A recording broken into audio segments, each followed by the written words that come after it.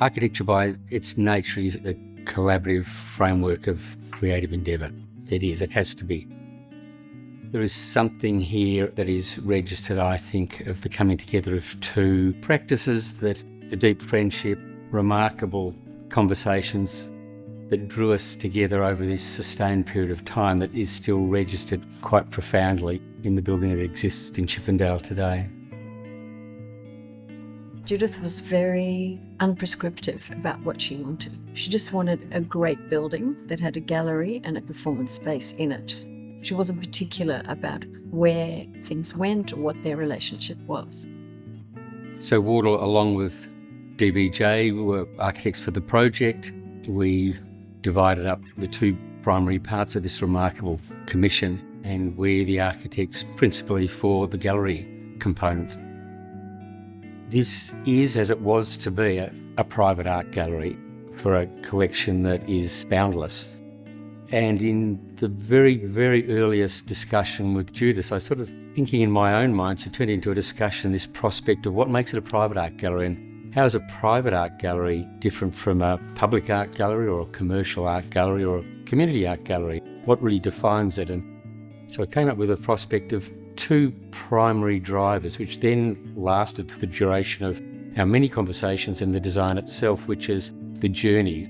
If you can imagine Judith taking people on a journey through her collection and the way that journey would unfold and reveal her description of the art that she has amassed. And the other one is intimacy, and that's where it really is quite defining and quite separate from all other forms of an art gallery, that place where we can be intimately associated with a work of art, and finding areas where we could actually secrete into a thick wall or a brown space or up toward the very top of the gallery, these 5 teeny chambers, each one big enough only for one person and one work of art. So really exaggerating the possibilities of intimacy in these discrete and separated spaces. The courtyard, I guess, is a kind of threshold moment where you step from a street through quite a mute exterior into a moment of pause, a breathing space. And it's the space between our project and John Wardle's project, and it's a shared project between the two practices. That was really the one area that we did combine quite intensely on. And I think once we got that right, then we felt free to kind of explore the individual expression of each part.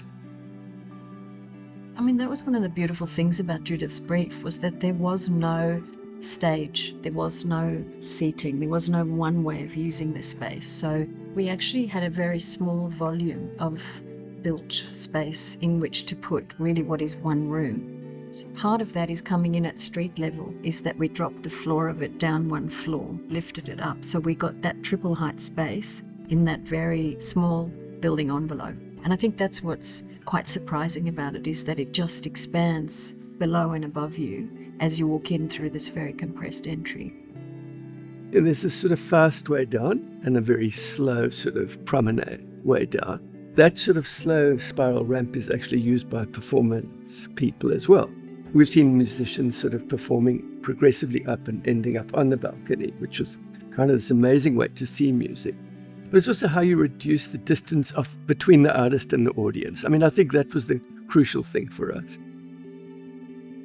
With the nature of brickwork, we've always had an understanding of using prosaic materials, reworking them endlessly, as actually making the brick itself, but then looking at see if we could distort the reference to what is a conventional appreciation of a material, like the solidity of concrete and the weight of a brick. So here, everything was pressed up against this edge of brickwork, but the brickwork itself was treated like a veil or a light material. As it pushes against the edges of the skylights, and almost like a veil of fabric, it actually becomes soft as it registers the pattern of the skylights. And it was immeasurably difficult to do this. I celebrate those bricklayers. It forms a dimple around the two interlocking circular windows that are behind me. And that dimpled wall is where you sort of see then not only its veil-like structure, but then perhaps the weight of the brickwork pushing in against this moment.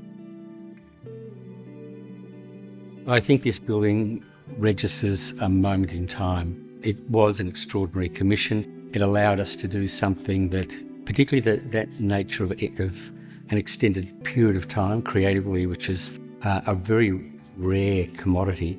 And I think it was a moment where I feel we rose to the opportunity that was created here, and we did absolutely the endeavour that the Commission required. It is our best work. We worked endlessly in this remarkable collaborative framework. Judith always said she wanted it to last 100 years. And there is a longevity in the way that it's the materials that we used and the detailing and how much energy we put into putting it together. We were very lucky because that changes the discussion. It isn't how quickly or how cheaply you can build it. What's the legacy? And that's Judith. Everything around this building is to accord with that requirement that we had to make it durable, adaptable, but built to last forever. And it certainly, when you look at the way it's gone around, the extraordinary craftsmanship that's come together in its making, it is a building that will be here for a long time.